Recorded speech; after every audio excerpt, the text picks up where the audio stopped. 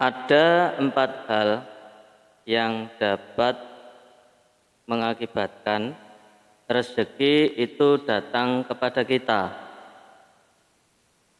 Saya ulangi lagi, bahwasanya ada 4 hal yang dapat menjadikan rezeki itu datang kepada kita. Apakah itu? Yang pertama adalah qiyamul lail, atau yang artinya adalah berdiri di tengah malam. Kemudian para ulama menyebutkan bahwasanya itu adalah merupakan sholat malam, atau sebagian lagi menyebutnya adalah melaksanakan sholat tahajud. Kita melaksanakan sholat tahajud itu hendaknya membaca bacaan yang panjang-panjang. Tapi ada pertanyaan, saudara-saudara kita itu yang di daerah pedesaan atau di teman-teman kita yang seiman, itu bisanya cuma baca Al-Fatihah, Al-Falaq, An-Nas, dan Al-Ikhlas. Itu bagaimana? Ya tidak masalah, disebabkan karena justru kita itu melaksanakan ibadah sholat malam dengan bisanya kita itu surat Al-Ikhlas, ya kita baca surat Al-Ikhlas, kita baca sebanyak-banyaknya. Justru kelihatannya sepele surat Al-Ikhlas itu kalau dibaca 1 kali, sama saja kita itu membaca 1/3 Al-Quran. Bagaimana seandainya 1 kali, 3 kali? Berarti sama saja kita itu membaca Al-Quran 30 juz.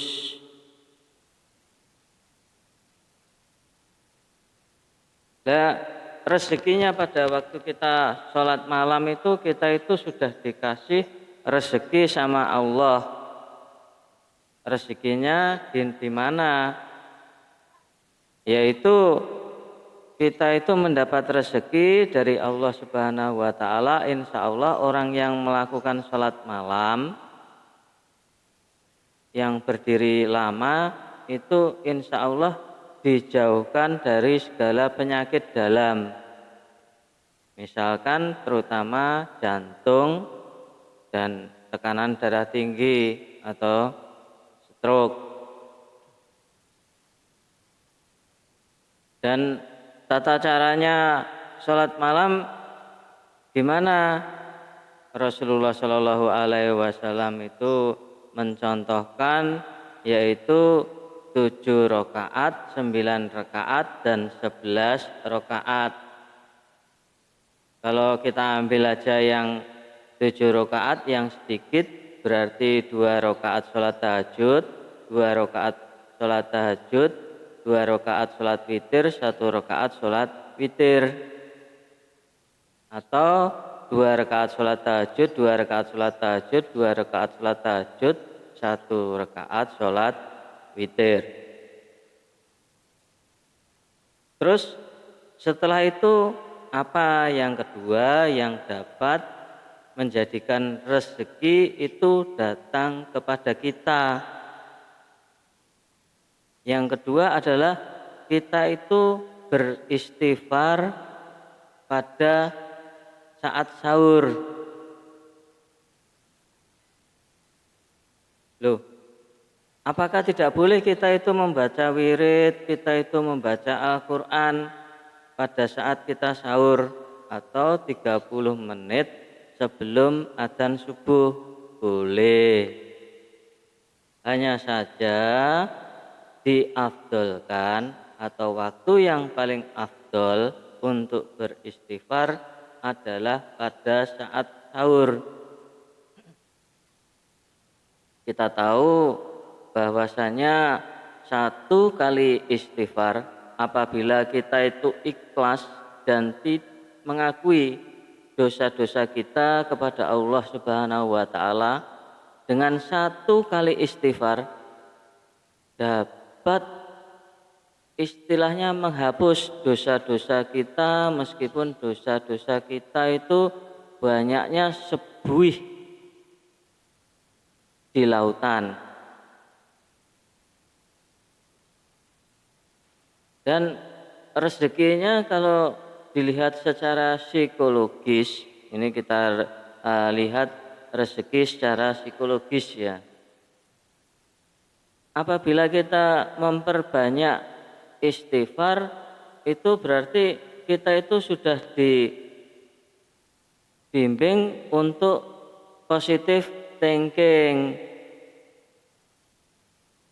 Kita tahu bahwasanya kalau kita itu berpikiran negatif thinking atau berpikiran yang negatif-negatif, contohnya adalah misalkan kita itu punya teman, anak teman itu memasuki perguruan tinggi atau misalkan memasuki tes angkatan. Kalau kita berpikiran yang negatif, wah bocah ndek kaya ngono masa keterima. Nah, itu tidak diperbolehkan. Yang diperbolehkan adalah ya semoga Allah itu memberikan rezeki, semoga diluluskan, semoga dapat diterima di angkatan atau di kepolisian. Hal ini yang dianjurkan oleh Rasulullah Shallallahu Alaihi Wasallam.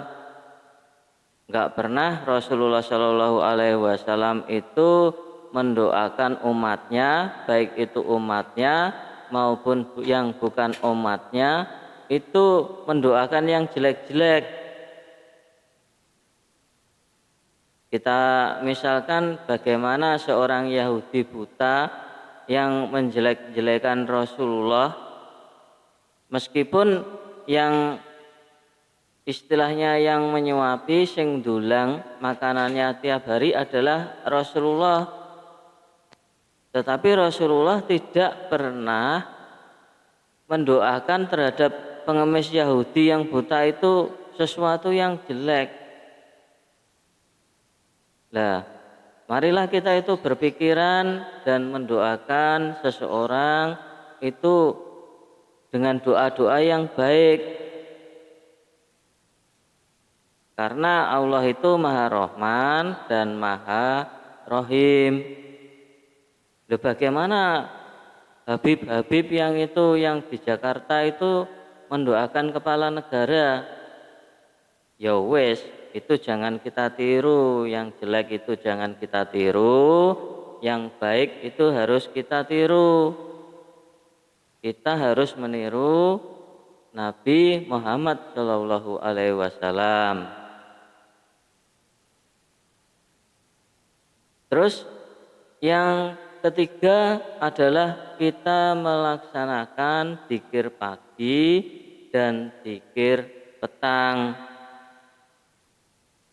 Manfaat dari dzikir pagi dan dzikir petang itu banyak sekali.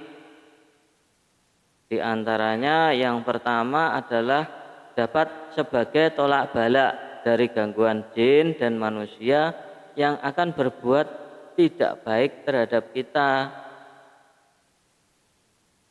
Yang pertama, terus yang kedua adalah dapat mendatangkan rezeki. Dzikir pagi dan dzikir petang itu. Dzikir pagi dan petang panjang sekali. Ya kalau panjang sekali, usahakan kita itu dzikir yang sebisanya dulu lah. Kita mulai dari awal, dari tingkat rendah, itu kita sebisanya dulu. Kita mulai dari surat Al-Fatihah, Al-Ikhlas 3 kali, Al-Falaq, An-Nas. Terus kalau kita nggak bisa bacaan dzikir-dzikir yang panjang yang seperti orang-orang atau seperti di YouTube gimana? Ya dzikir semampunya. Ya katakan aja subhanallah, alhamdulillah, Allah akbar, la ilaha illallah, Muhammadar Rasulullah, astagfirullahaladzim, subhanallah, alhamdulillah, Allah akbar, la ilaha illallah, Muhammadar Rasulullah, astagfirullahaladzim. Usahakan yang penting itu kita berzikir. Cara Jawane istilahnya atimu itu ditata, dileboni. Jangan pada saat pagi-pagi hati kita itu sudah diisi sesuatu yang kemerungsung. Dari segi fisiologisnya itu, kalau hati kita itu sudah dikasih istilahnya, dikasih bacaan-bacaan yang Asmaul Husna, kalimat-kalimat yang suci, insya Allah kita itu akan dibimbing oleh Allah Subhanahu wa Ta'ala. Yang zikir petang juga gitu, insya Allah kita itu akan dibimbing oleh Allah Subhanahu wa Ta'ala sampai pagi.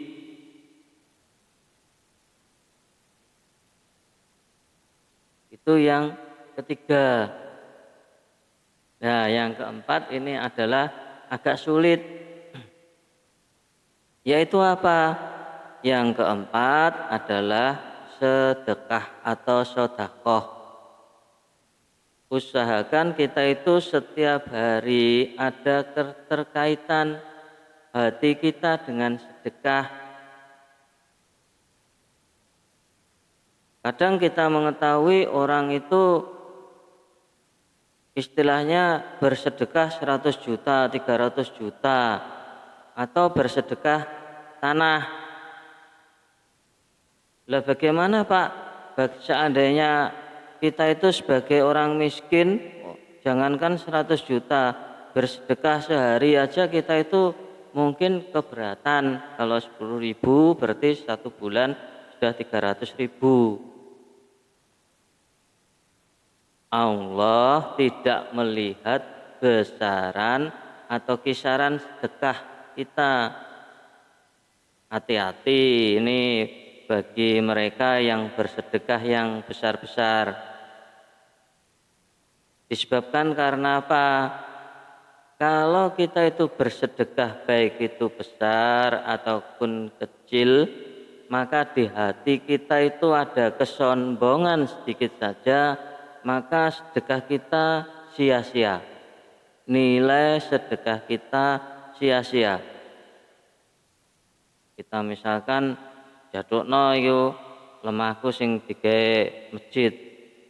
Jajal lemah, saumpama lemah ning gone seberang dalan ngono, mesti gak payu, ora nek jamaahe. Nah, itu kan yang punya lemah sudah punya niat kesombongan. Maka hati-hati akan dapat menghapus pahala sedekah kita. Nah sekarang bagaimana seandainya bagi rakyat misalkan seperti saya ini kurang tidak mampu, harus menjalankan sedekahnya. Rasulullah Shallallahu Alaihi Wasallam bersabda bahwasanya sedekah itu banyak cabangnya. Dengan cabang yang paling rendah itu adalah menyingkirkan batu atau cabang ke pinggir jalan.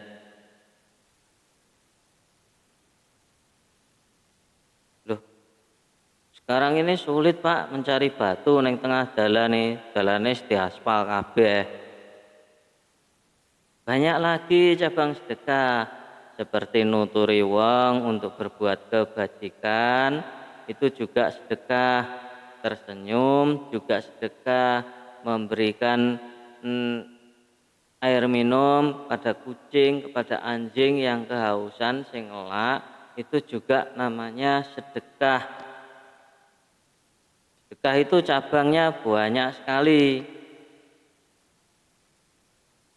Dan Allah itu yang dilihat, sekali lagi yang dilihat adalah istiqomahnya, bukan besaran kita bersedekah.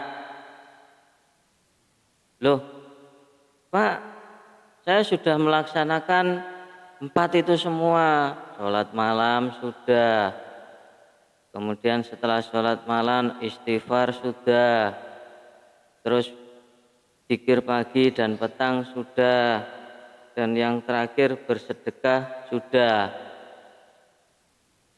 Mungkin kita itu menilai atau istilahnya ndelok rezeki itu mesti wujudnya duit, otomatis itu dalam pikiran kita. Tapi Allah itu memberikan suatu rezeki yang tidak kita terduga, yang justru nilainya lebih dari itu. Contohnya apa? Rezeki kesehatan. Bayangno sampean miskin sehat, tinimbang sampean kaya tapi gak sehat, lara asma. Kita tahu tabung oksigen yang kecil itu sekali ngisi kurang lebih 50.000, 50.000. Begitu telah diisi, cuma hanya dipakai 3 jam, ngisi lagi 50.000. Bayangno sampean dikasih oleh Allah kesehatan menghirup udara, iku mbok entekne kamu habiskan udara yang di alam jagat raya ini, gak bisa habis. Sampean masih mending, seandainya kita itu masih mending loro pilek, batuk, tinimbang loro sing mempunyai penyakit dalam. Disebabkan karena apa? Sakit watuk pilek obatnya murah, mungkin cuma 6.000, 5.000. Ketimbang orang yang mempunyai penyakit dalam. Seperti apa? Jantung, kanker, liver, itu justru lebih mahal lagi obatnya. Kita diselamatkan dari suatu kecelakaan, itu juga dinamakan rezeki yang tidak ternilai. Coba kalau kita mengalami kecelakaan, misalkan paling enggak yang seringan-ringannya melecet, terus belum kendaraan kita nanti urusan ke kantor polisi, nanti munggah lagi ke kejaksaan, malah seharusnya uang itu yang seharusnya itu kita sedekahkan, malah kita hambur-hamburkan, kita berikan di polisi, di kejaksaan. Ya, sekali lagi marilah kita melaksanakan 4 hal yang dapat mendatangkan rezeki. Di antaranya yaitu yang pertama adalah sholat malam, yang kedua adalah perbanyak istighfar kita, terus yang ketiga adalah zikir pagi dan zikir petang, dan yang terakhir adalah kita melaksanakan sedekah dengan cara istiqomah.